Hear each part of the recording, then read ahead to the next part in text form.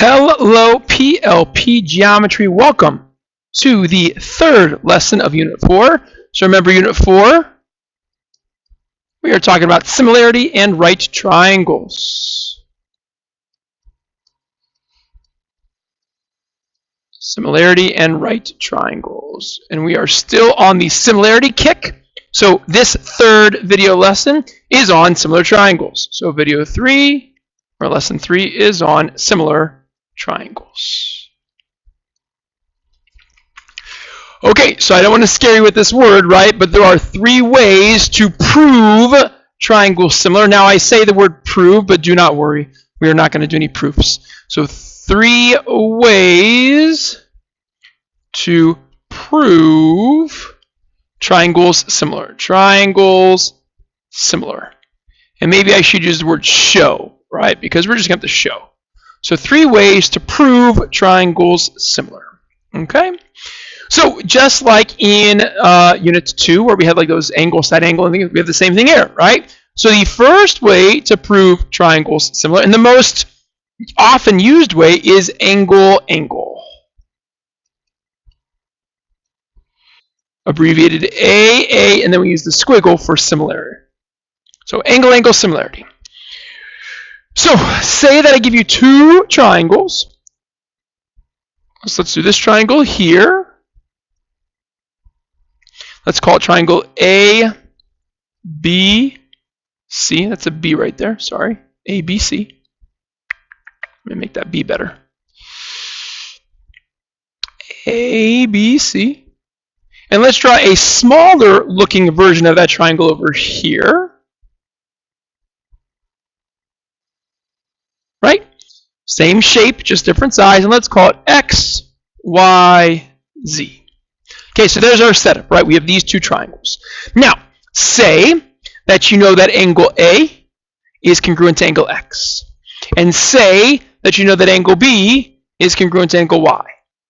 This information alone would be enough to prove that these 2 triangles are similar by angle, angle. So, in this picture, if I knew that angle A was congruent to angle X, and I knew that angle B was congruent to angle Y, then that would be enough to say that triangle ABC is similar to triangle XYZ. So understand that when we talk about angles, we're talking about angles being congruent. So if you want to put angles congruent in parentheses to know that that's what it means when we do angle, angle. 2 angles congruent between the 2 triangles.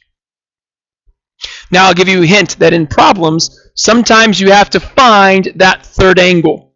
So there are times where you want to find that 3rd angle before you start trying to do angle, angle. So be aware of that.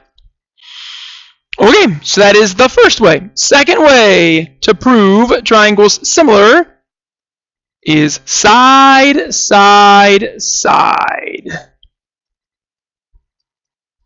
Or SSS similarity. Okay, let's use the same exact 2 triangles. So do your best to draw them how they were last picture. So this was ABC. And then this was a smaller version, XYZ.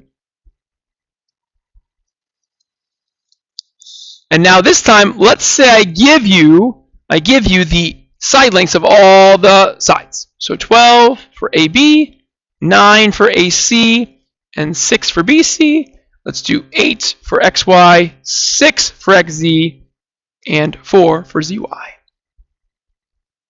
Okay, now let's recall that when we're looking at sides, the sides are not going to be congruent. Again, these figures are not the same size. They're different sizes.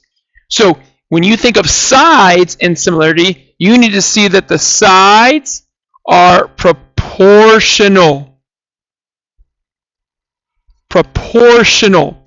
Proportional. Fraction, right? They have the same scale factor between them.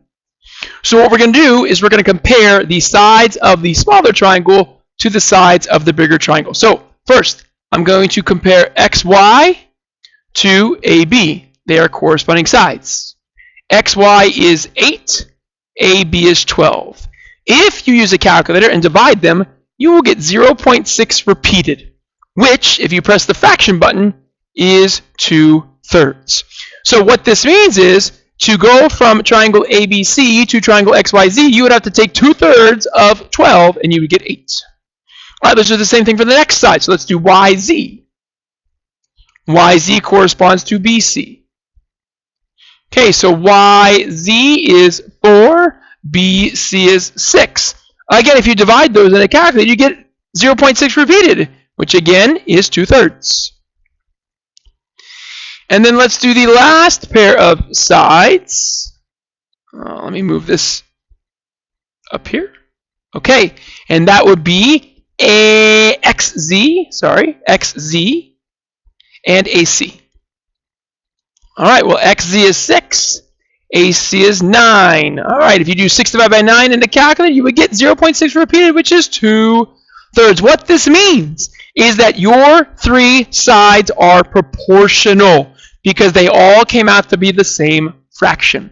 So what this means is XY over AB is the same as YZ over BC is the same as XZ over AC. Because these three ratios all came out to be the same, your triangles, triangle ABC, is similar to triangle XYZ. This is the side version. Okay, and then last but certainly not least, the third and final way to prove triangles similar is side, angle, side, or SAS similarity. Okay, so I'll draw my two triangles again, the exact same two. So triangle A, B, C. Triangle X, Y, Z. Okay, and now let's say that this is the setup. I'm going to put this in yellow. So let's say that AB is 12. Let's say XY is 8. Let's say that AC is 9. XZ is 6. And let's say that angle A is marked congruent to angle X. So notice the side angle side look, right? Notice that angle A is in between the two sides I know measures of.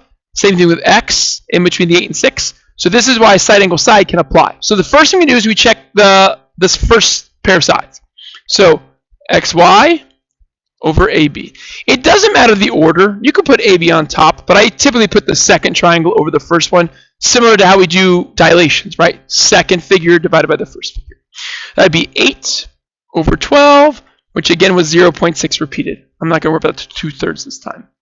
So then the angle in between is angle A, which is marked congruent to angle X. So there's your angle. And then we do the other pair of sides. So XZ over AC. That is 6 over 9, which again simplifies to 0.6 repeated. So what we have just shown is that two sides of each triangle are proportional, and the angles included or in between those sides are congruent. So because of this, we now know that triangle ABC is similar to triangle XYZ, and that would be by side, angle, side. So again, sides are proportional, angles are congruent. Sides are proportional means create fractions. Okay, so now let's do a couple of fun word problems that involve the similar triangles and finding side lengths. Okay, so again, this is headed finding missing side lengths. You are going to do some problems that don't involve words as well, but I figure if we do the word problems, you'll be able to do the just generic triangle problems. So finding missing side lengths. So I have two examples. So example 1 here. We want to find the height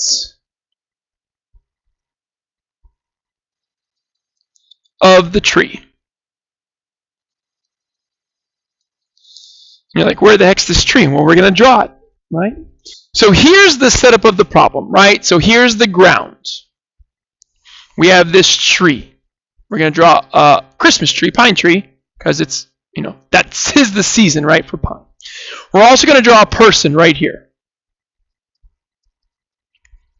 Here's what's happening, right? We have the sun shining, and it's creating a ray of sun that goes like this, from the top of the tree to the top of the person and hits the ground. Okay, now, I hope you can see the two triangles that we just made, okay, and I'll do them in different colors. So we have this blue triangle here. It is a right triangle. And we have this pink triangle here.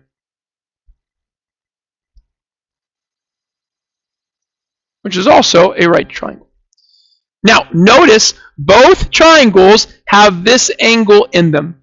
So these two triangles are similar by angle-angle similarity, because they have an angle in common here, and they both have right angles. So be aware of that. Okay. Now, in this problem, I'm giving you a couple numbers. I'm giving you that the height of the person is 1.55 meters. I'm giving you that the distance the person is from the tree is 39 meters. I'm giving you the shadow. So again, this ray of sun, so the sun is right here.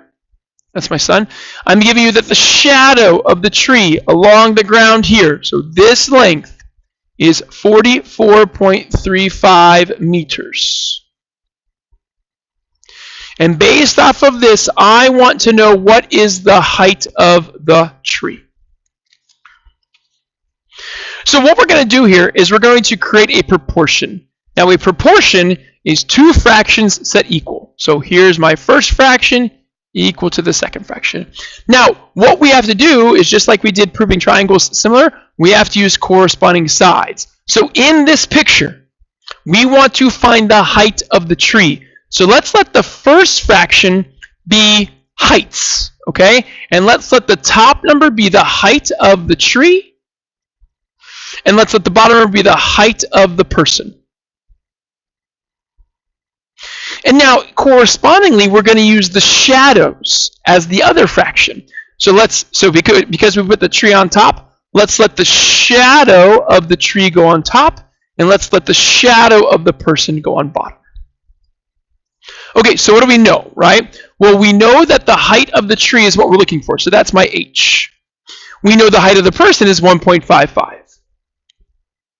Now, we know the shadow of the tree. The shadow of the tree is this big long side, 44.35. Now, we do not know the shadow of the person. It's right here. However, we do know how far away the person is from the tree, 39 meters. So if we take the shadow of the tree and subtract how close the person is to the tree, we can get the shadow of the person. So to find this question mark right here, we're going to do 4, 4, 3, 5, the length of the whole bottom side, minus 39, the piece I don't care about right there. And when you do that, you get 5.35. And that is the length of the shadow of the person, 5.35. And now, if you remember from your middle school days, when you need to solve a proportion, you do something called cross multiplying. So when you cross multiply, the h will be multiplied by the 5.35. I'm going to slide this up here. So if you have room, keep going down, but I don't. So we're going to multiply h times 5.35 to get 5.35h. We're going to times 1.55 and 44.35, and we get, don't round yet, 68.7425. And now, to solve this for h, we're going to divide both sides by 5.35. H is by itself, and when you divide this, you get this number. It's going to ask you to round to the nearest hundredth, which is 2 decimals. So I got this, 12.849. The hundredths place is the 4. The 9 is going to round up the 4 up to a 5. So my answer is 12.85 meters. And that is how tall the tree is. So we're using a proportion and corresponding sides between our two triangles, using the height of the trees and the shadow of the height of the objects and the shadows of the objects. Okay, let's do one more here. So now, example 2. So now we're going to find the distance across the lake. Find the distance across the lake. Okay, so do your best here. So here's my lake. Looks like this. Okay, so, and then here's my picture. So we have this representing the distance across the lake. And then we have this going off here. And then I also have this drawn as well. So this is QR. This is ST. And you have angle P. Okay? In the problem, they say that these two angles are right angles, and they give you this is 135 meters between Q and S. This is 145 meters between S and P, and then this between S and T is 116.6 meters. Okay, so first and foremost, hopefully you see the two triangles, right? So the first one is up here, ST and P. The second one is the big triangle, and I'll use yellow, QRP. These two triangles are similar because they both have right angles, and again, they share angle P. So these two triangles are similar by angle-angle similarity. Now, we need to find the distance across the lake. That would be QR. So again, I'm going to call that X. We need to solve this using a proportion. So here is my two fractions. Now for this one, I'm going to use the corresponding letters of the sides. So we need to find X, which is QR. Now QR is the bottom of this triangle. So I'm going to use the corresponding side, which would be ST. Now, in the big triangle, I have to use a second side because QR is in the big triangle, the yellow triangle. In the big triangle, my second side would be this side, QP. And that side corresponds to SP in the small purple triangle. So there's my proportion I'm going to use, right? These are corresponding sides between those two similar triangles. Okay, so let's fill in what we know. So QR is what we're trying to find, so I'm going to do that X. ST is 116.6. Now QP they do not give us, but they give us QS and SP, so we're going to add those two together. So 135 and 145 is 280. There is QP. And then SP is this side of the triangle, 145. And now again, to solve a proportion, we simply cross multiply. I'm going to do it right over here. So the X gets multiplied with the 145. We're going to multiply the 116.6 by the 280, and that gets us 32648. And then we divide both sides by 145. It's going to ask you to round to the nearest hundredth. So again, I get 225.158. When I round that to the nearest hundredth, the 8 makes the 5 become a 6. 225.16 meters. All right, so hopefully this went okay. If you have any questions, ask me in class, and good luck on your practice.